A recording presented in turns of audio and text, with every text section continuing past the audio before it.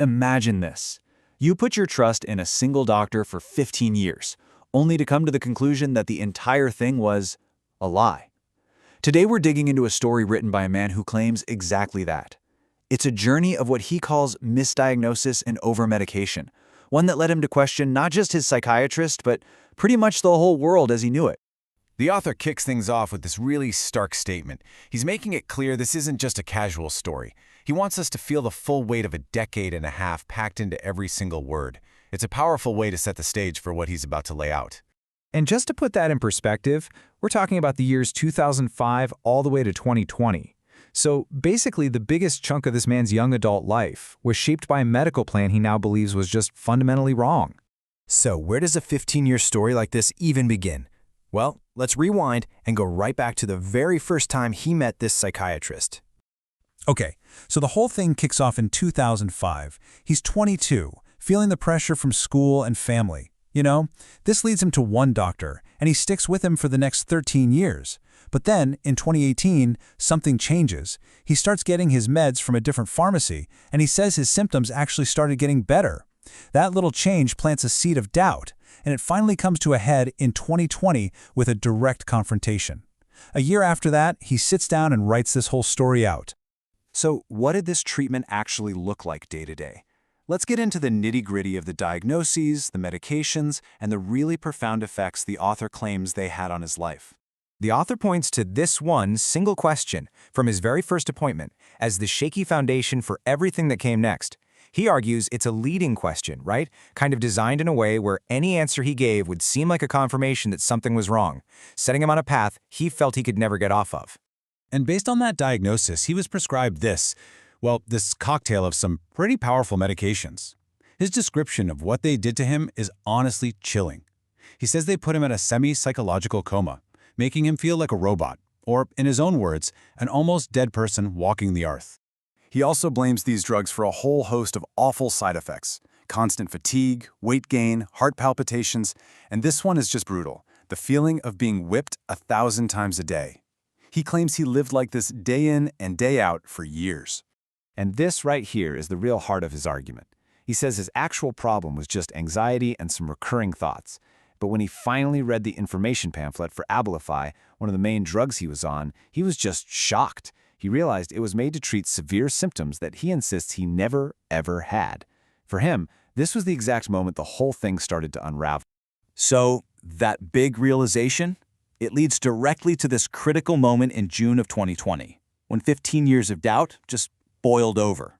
It was time for a confrontation. So, armed with this new information, he sends this message straight to his doctor. He lays out all the horrible side effects he's been dealing with, and then drops the bombshell. 90% of the symptoms this drug is supposed to treat, he says, have nothing to do with him. It's a direct challenge, and he's using the drug's own info sheet as his proof. And the doctor's response?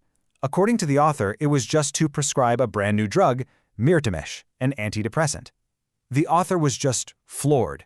He had just said his problem was anxiety and fear, not depression. For him, this was the final nail in the coffin. It was proof that he wasn't being listened to at all. This whole confrontation becomes a catalyst. The author's focus just explodes outward. It's no longer about one doctor he doesn't trust. It's about a whole type of deceiver he believes is out there in society. People he calls Dajjals or charlatans. So what exactly does he mean by Dajjal? Well, he defines it as a very specific kind of charlatan, someone who figures out your deepest weaknesses and then uses them to trick you and harm you, usually for their own gain. He then lays out a kind of how-to guide for spotting these people, not just in medicine, but anywhere in life. He says to watch out for people who only focus on your flaws, who have a fake smile, or who either make simple things seem super complex or offer these magical, easy-peasy solutions. This slide really gets to his ultimate conclusion. He's saying his own experience wasn't just a one-off mistake. He alleges it's proof of a huge, profit-driven system, a conspiracy between corrupt doctors, labs, and pharmacies, all working together to exploit the very patients they're supposed to be helping. Now, once that kind of deep-seated distrust in a major institution like medicine takes root, it can start to spread. For this author, if one pillar of truth could be a lie, what else could be? And that led him to question other things. Like, for instance, His text brings up this seemingly random question. He claims that satellites are not real.